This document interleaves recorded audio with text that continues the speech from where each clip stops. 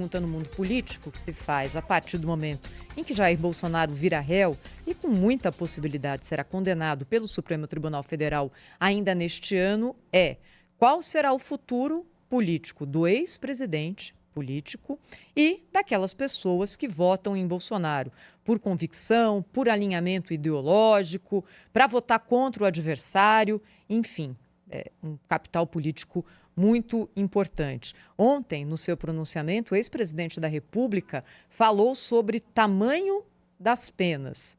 E ele diz que espera que, não torça, mas espera algo significativo na decisão do Supremo Tribunal Federal para o caso dele.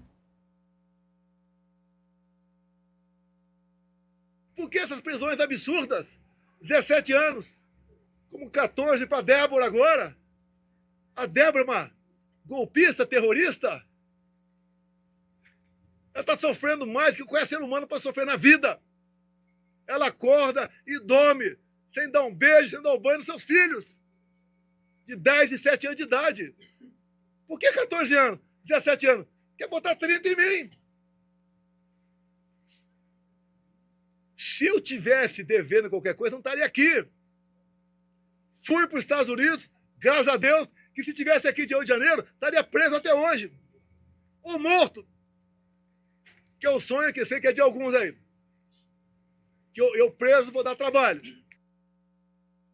O nosso colunista Cláudio Zaidan, jornalista da Rádio Bandeirantes, está conosco nessa manhã para trazer algumas considerações sobre o futuro desse episódio todo, questões ligadas aos impactos políticos do ex-presidente Jair Bolsonaro. Bom dia, Zaidan. Bom dia, Pedro. Bom dia, gente. Bom dia. Boa tarde, Oi, para a Zaidan. Sônia. Bom dia. Boa tarde, querido. O Bolsonaro falou 30 anos, né? Mas pode ser bem mais. Talvez 43 anos. E é claro também que nenhum deles cumprirá a pena integral, como vocês falavam há pouco. A Débora, por exemplo, se mantida ou se confirmada a pena decidida pelo Alexandre de Moraes, o Fux, por exemplo, já disse que vai fazer uma revisão da sua posição sobre o assunto, mas se confirmada, ela sai no ano que vem. Não é? Claro que permanece na condição de condenada, etc., sujeita a uma série de condições, mas sai no ano que vem. Mas o Bolsonaro pode, sim, ser apenado com 43 anos. Agora, ele insiste em dizer que é candidato. Na mais recente manifestação sobre o tema, ele afirmou: não, o candidato sou eu, não tem passagem de bastão para o Tarcísio, isso é ao lado do Tarcísio. O candidato sou eu.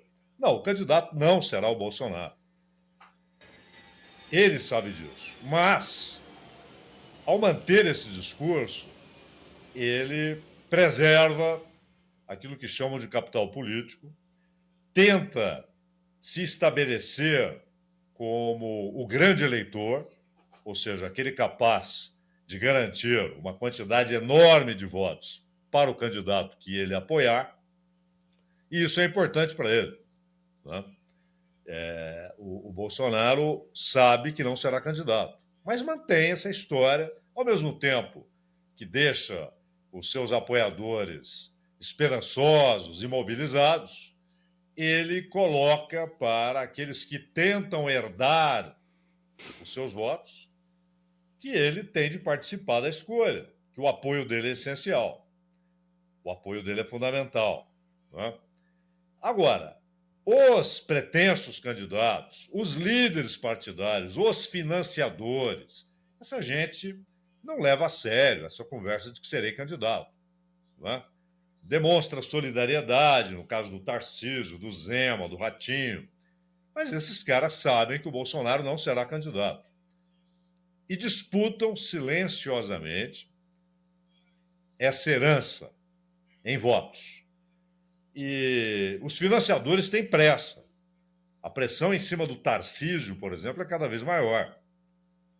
Você precisa se decidir. Quando o Bolsonaro, na sua penúltima manifestação, contradita agora pela última, quando ele disse, não, eu estou aqui esquentando o lugar para o Tarcísio.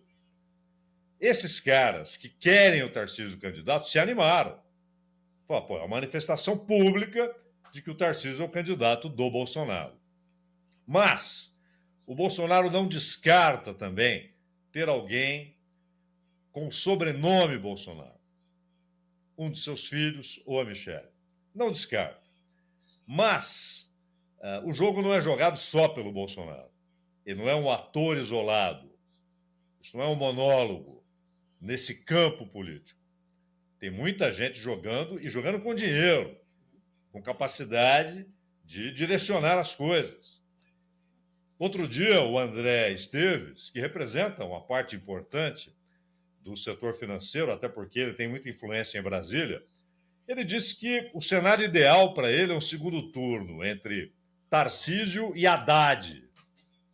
Ele disse que, se isso acontecer, ele vai para Roma, não fugir, vai comemorar, porque ele entende que há uma convergência, no final das contas, entre o pensamento econômico de Tarcísio e o pensamento econômico de Haddad. Né? O Haddad é muito próximo da Febraban, é muito próximo de alguns desses bancos que tratam apenas de investimentos, né? Não são grandes bancos, mas também a Febraban vive manifestando apoio a ele. Então é claro que já está iniciada a disputa por essa herança. O Bolsonaro tem muito voto, isso é indiscutível. Isso é indiscutível. Né?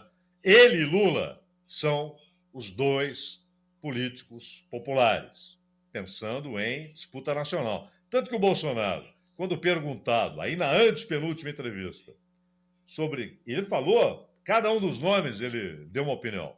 Ele elogiou até o Caiado. E ele e Caiado tiveram uma pequena briga na eleição de 24. Só que o Caiado é aquele que corre à parte. Ele não espera a bênção do Bolsonaro, o aval do Bolsonaro. Tanto que ele já se lançou candidato. Claro que o partido tem de confirmar, não há candidatura independente no Brasil. Ele chegou até a ensaiar aquela história de ter o Gustavo Lima como vice, mas o rapaz já disse que está fora, que a família o convenceu para não entrar na gelada, né? Mas o Caiado já se lançou. Agora, o Zema trabalha muito mais com a ideia de aparecer como candidato para negociar a condição de vice. O Novo quer ter um nome, mas trabalha muito com a ideia de uma chapa Tarcísio e Zema. Né? O Ratinho Júnior talvez seja aquele que, em silêncio, tem conseguido avançar, porque ele tem apoio em Brasília. O Bolsonaro desgostar dele. E por que a gente menciona o Bolsonaro? Porque, sim, todos eles sabem que a indicação do Bolsonaro, o apoio público, claro, explícito, torna aquele cara o candidato definitivo. Há situações como na eleição em São Paulo. O Bolsonaro formalmente apoiou o Nunes, não é? Mas grande parte do eleitorado bolsonarista não viu o Nunes como representante daquele campo e foi de Pablo Marçal. Mas foi algo muito circunstancial, até porque o apoio do Bolsonaro ao Nunes foi muito mais um apoio de partido. Tá bom, eu vou indicar o vice, disse o Bolsonaro. Eu vou indicar o candidato a vice, indicou, não é? Mas foi aquele apoio meio constrangido. Tanto que o Nunes creditou a sua vitória, em grande medida, ao apoio de quem? Do Bolsonaro? Não, do Tarcísio. Não é? Mas esse fenômeno, Pablo Marçal, pode se repetir alguém sem o aval público, notório, oficial do Bolsonaro? Ter chances nesse campo político? Claro que pode, mas é improvável. Não é? Por isso, essa disputa vai se estender e ele vai levar esse discurso de sou candidato.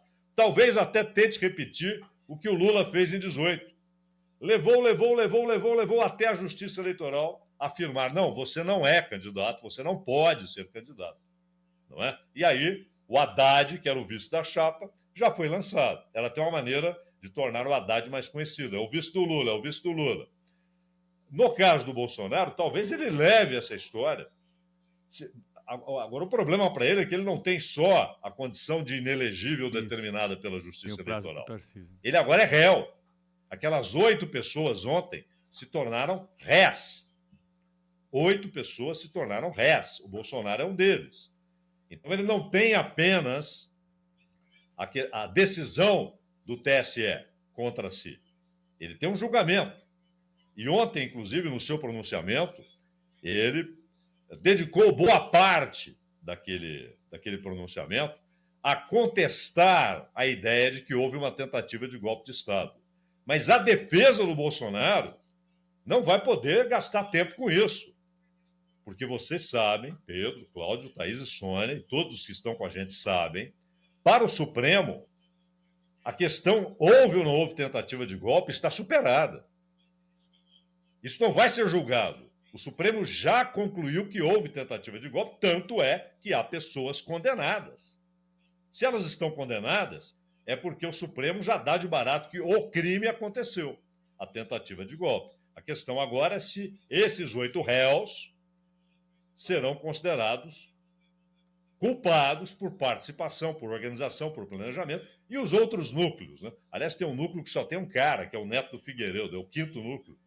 Ele é o único desse núcleo, ele deve ser o último a ter a sua situação julgada, se será ou não a denúncia contra ele acatada, porque é disso que se trata por enquanto. No caso do Bolsonaro e dos outros 7, jornalista, inclusive né? Braga Neto. Hã? Pois não, O Cláudio? Neto de Figueiredo é um jornalista que está exilado nos Estados Unidos. Jornalista, Paulo Figueiredo, mora nos Estados Unidos, não está aqui. E ele é a figura solitária no chamado 5º núcleo. Né? Então, voltando à questão política, o Bolsonaro sabe, e todos esses atores, inclusive os que financiam, os que fazem... E financiar não é a história de burlar a proibição à pessoa jurídica. O financiamento se dá em várias áreas, com eventos, com promoções, né, com declarações de gente influente. É um jogo muito grande e todas essas pessoas sabem que o Bolsonaro não será candidato. Ele vai manter esse discurso, repito, mantendo com isso a base mobilizada, né, esperançosa, e, ao mesmo tempo, deixando claro para os pretensos candidatos que a indicação dele pode ser determinante para que alguém seja, de fato, candidato, vá ao 2º turno e consiga ter uma candidatura viável, consiga ter chances de ser eleito presidente da República. Esse é o Cláudio Zaidan, jornalista da Rádio Bandeirantes, colunista aqui do Jornal Gente, sempre conosco e com a nossa audiência. Obrigada, viu, Zaidan? Até a próxima. Sou eu quem agradece, sempre uma honra. Um abraço. Outro. 8h58.